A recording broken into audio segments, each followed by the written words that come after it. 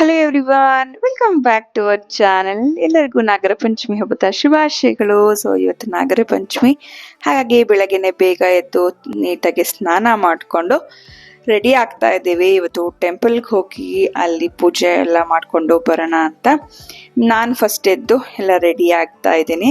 ಆನಂತರ ದೇವಸ್ಥಾನಕ್ಕೆ ತಗೊಂಡು ಹೋಗ್ಬೇಕಾಗಿರೋದು ಪ್ರತಿಯೊಂದು ಏನೇನಿತ್ತು ಅದನ್ನೆಲ್ಲಾನು ರೆಡಿ ಮಾಡ್ಕೊಳ್ತಾ ಇದ್ದೀನಿ. ಈ ನಾಗರ ಪಂಚಮಿ ಹಬ್ಬ ಯಾಕಪ್ಪ ಮಾಡ್ತೀವಿ ಅಂತ ಅಂದರೆ, ನಮ್ಮ ಫ್ಯಾಮಿಲಿ ವೆಲ್ಬೀಯಿಂಗ್ಗೋಸ್ಕರ, ಫ್ಯಾಮಿಲಿ ಹ್ಯಾಪಿನೆಸ್ಗೋಸ್ಕರ ಮತ್ತು ಒಂದು ಪ್ರೊಟೆಕ್ಷನ್ಗೋಸ್ಕರ ನಾವು ಈ ಹಬ್ಬನ ಮಾಡ್ತೀವಿ.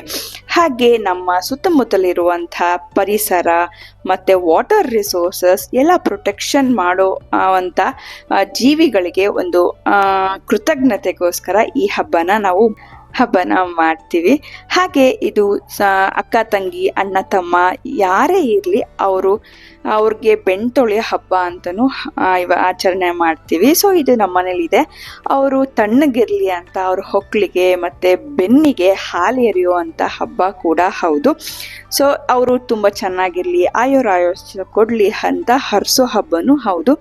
ನಾವು ಚಿಕ್ಕವರಿದ್ದಾಗ ಈ ಹಬ್ಬನೆಲ್ಲ ತುಂಬ ಖುಷಿಯಿಂದ ಎಲ್ಲರೂ ಸೇರಿ ಆಚರಣೆ ಮಾಡ್ತಿದ್ವಿ. ಬಟ್ ಇವಾಗ ಎಲ್ಲರೂ ಅವರವರೇ ಲೈಫಲ್ಲಿ ಬ್ಯುಸಿ ಆಗಿರೋದ್ರಿಂದ ಎಲ್ಲರೂ ಅವ್ರವ್ರ ಮನೆಯಲ್ಲಿ ಹಬ್ಬಗಳನ್ನ ಆಚರಣೆ ಮಾಡ್ತಿದ್ದಾರೆ.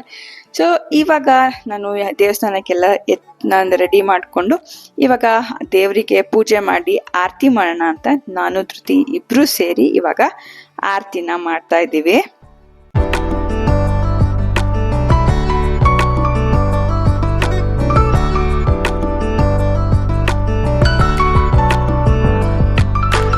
ಮನೆಯಲ್ಲೆಲ್ಲ ಬೇಗ ಬೇಗ ಪೂಜೆ ಮುಗಿಸಿ ಟೆಂಪಲಿಗೆ ಬಂದು ಅಲ್ಲಿ ನಾಗರಕಲ್ಲಿಗೆ ಪೂಜೆ ಮಾಡಿ ಹಾಲು ಎರೆದು ಬರೋಣ ಅಂತ ಬಂದಿದೀವಿ. ಅಲ್ಲೇನು ಜಾಸ್ತಿ ಶೂಟ್ ಮಾಡಲಿಲ್ಲ, ಬಿಕಾಸ್ ಅಲ್ಲಿ ಏನೋ ಶೂಟ್ ಮಾಡೋಕೆ ಪರ್ಮಿಷನ್ ಇರಲಿಲ್ಲ. ಜಸ್ಟ್ ಫೋಟೋ ಮಾತ್ರ ತೆಕ್ಕೊಂಡೆ ಅಷ್ಟೇ. ಅಲ್ಲಿಂದ ಬರೋ ಅಷ್ಟೊತ್ತಿಗೆ ಟೈಮ್ ಆಗೋಗ್ಬಿಟ್ಟಿತ್ತು. ಹಾಗೆ ಹಿಂದಿನ ದಿನ ರಾತ್ರಿ ಕಲ್ಸಿದ ಹಿಟ್ಟು ರೆಡಿ ಆಗಿತ್ತು. ಹಾಗಾಗಿ ಅವಳಿಗೆ ಚಪಾತಿನ ಮಾಡ್ಕೊಡೋಣ ಲಂಚ್ ಬಾಕ್ಸ್ಗೆ ಅಂತ ಅದನ್ನ ರೆಡಿ ಮಾಡ್ಕೊಡ್ತಾ ಇದೀನಿ. ಅದ್ರ ಜೊತೆಗೆ ಖರ್ಜೂರನ್ನ ಹಾಕಿದ್ದೀನಿ.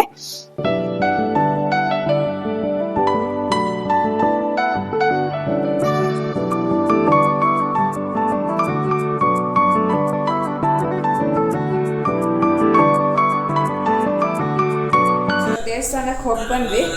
ಈಗ ಜೊತೆ ಲಂಚ್ ಬಾಕ್ಸ್ ಪ್ಯಾಕ್ ಮಾಡಾಯ್ತು. ಒಳಗೊಂದು ತಿಂಡಿ ಮಾಡ್ಕೊಂಡು ಮಾಡಿದ್ರೆ ಸ್ವಲ್ಪ ಕೆಲಸ ಮುಗೀತು.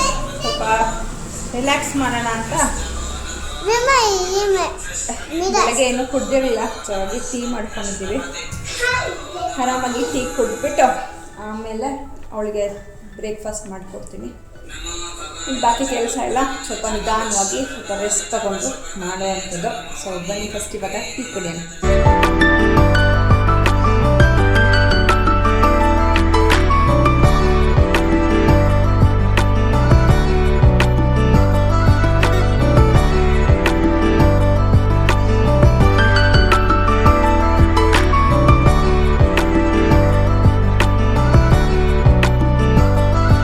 ಆರಾಮಾಗಿ ಕೂತ್ಕೊಂಡು ಟೀ ಎಲ್ಲ ಕೊಡೋದ್ಮೇಲೆ ಧೃತಿಗೆ ತಲೆ ಒಣಗಿಸ್ಕೊಳ್ತಾ ಇದ್ದೀನಿ. ತುಂಬಾನೇ ಥಂಡಿ ಇರೋದ್ರಿಂದ ಮತ್ತೆ ತಲೆ ಭಾರ ಶೀತ ಆಗ್ಬಿಡುತ್ತೆ. ಹಾಗಾಗಿ ಅವಳದು ಹೇರ್ ಎಲ್ಲ ಡ್ರೈ ಮಾಡೋಣ ಅಂತ ಹೇರ್ ಡ್ರೈ ಮಾಡ್ಕೊಡ್ತಾ ಇದ್ದೀನಿ ಅವಳಿಗೆ.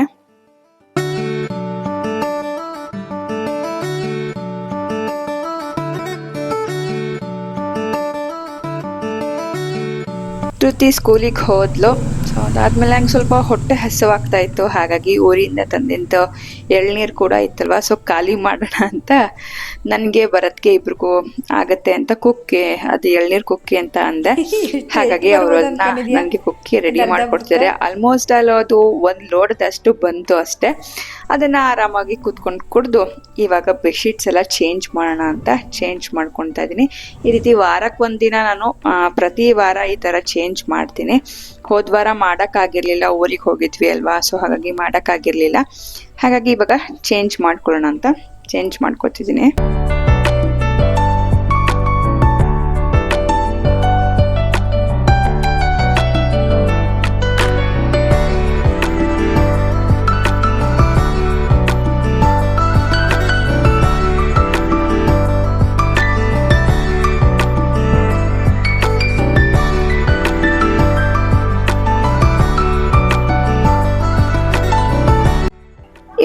ಏನು ಸ್ಪೆಷಲ್ ಆಗಿ ಏನೂ ಮಾಡ್ತಾ ಇಲ್ಲ, ಜಸ್ಟ್ ಕಟ್ಟಿನ ಸಾರು ಮತ್ತು ಅನ್ನ ಮಾಡ್ತಾ ಇದ್ದೀನಿ. ಸೊ ಸ್ಪೆಷಲ್ ಏನು ಮಾಡಂಗಿಲ್ಲ ಇವತ್ತು, ಹಬ್ಬದ ಅಡುಗೆ ಮಾಡಲ್ಲ ಅಂತ ಹೇಳಿದ್ರು ಅಮ್ಮ. ಹಾಗಾಗಿ ಜಸ್ಟ್ ಅನ್ನ ಸಾರು ಮಾಡೋಣ ಅಂತ ಅದನ್ನು ಮಾಡ್ಕೊತಿದ್ದೀನಿ. ಸೊ ಸಾರು ಮಾಡಿದ್ರೆ ಧೃತಿಗೆ ತುಂಬ ಇಷ್ಟ ಆಗುತ್ತೆ.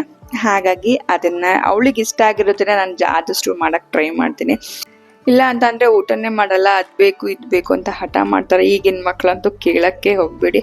ಸೊ ನಿಮ್ಮ ಮಕ್ಕಳು ಇದೆತ್ತಿ ಹಠ ಮಾಡ್ತಾರ ಅಂತ ಕಮೆಂಟ್ ಮಾಡಿ ತಿಳಿಸಿ.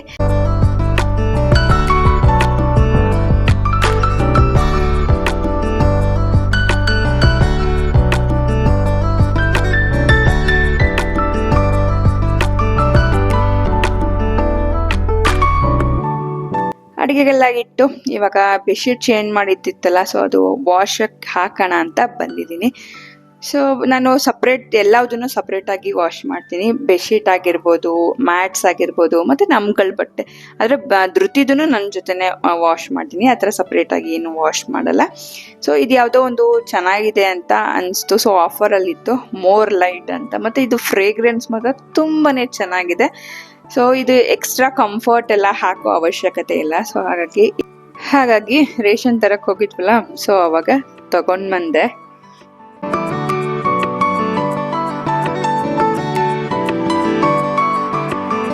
ಬಟ್ಟೆ ವಾಶಿಗೆ ಹಾಕೋ ಅಷ್ಟೊತ್ತಿಗೆ ಬೇಳೆ ಎಲ್ಲ ಬೆಂದಿತ್ತು. ಹಾಗಾಗಿ ಕಟ್ಟಿನ ಸಾರನ್ನ ಕುದಿಸ್ಕೊಂಡು ಬಿಡೋಣ ಅಂತ ಅದನ್ನು ಕುದಿಸ್ಕೊತಾ ಇದ್ದೀನಿ. ಇದಕ್ಕೆ ಜಾಸ್ತಿ ಏನು ಒಗ್ಗರಣೆ ಏನೂ ಹಾಕಿಲ್ಲ, ಬರೀ ಜೀರಿಗೆ ಮೆಣಸು ಎಲ್ಲನೂ ಪೌಡರ್ ಮಾಡಿಕೊಂಡು ಅದನ್ನು ಹಾಕಿ ಜಸ್ಟ್ ಕುದಿಸ್ಕೊತಾ ಇದ್ದೀನಿ. ಜಸ್ಟ್ ಕೊತ್ತಂಬರಿ ಸೊಪ್ಪು, ಕರಿಬೇವಿನ ಸೊಪ್ಪು ಎಲ್ಲ ಹಾಗೆ ಅದಕ್ಕೆ ಹಾಕ್ಬಿಟ್ಟು ಚೆನ್ನಾಗಿ ಕುದಿಸ್ಕೊತಾ ಇದ್ದೀನಿ.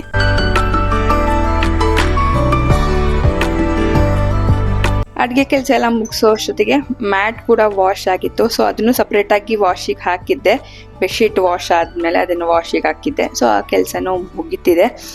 ಹಾಗಾಗಿ ಅದನ್ನು ಒಣಗಾಕೋಣ ಅಂತ ಒಣಗಾಕೋತಿದ್ದೀನಿ. ಇನ್ನು ನಾರ್ಮಲಾಗಿ ಟೆರೆಸ್ ಮೇಲೆ ಹಾಕೊತಿದ್ದೆ. ಇವಾಗ ಮಳೆ ಬರ್ತಿರೋ ಕಾರಣ ಇಲ್ಲೇ ಆಚೆನ ಕೆಳಗಡೆನೆ ಒಣಗಾಕೊತಾ ಇದ್ದೀನಿ. ಸೊ ಫ್ರೆಂಡ್ಸ್, ಈಗ ಎಲ್ಲ ಕೆಲಸ ಮುಗೀತು.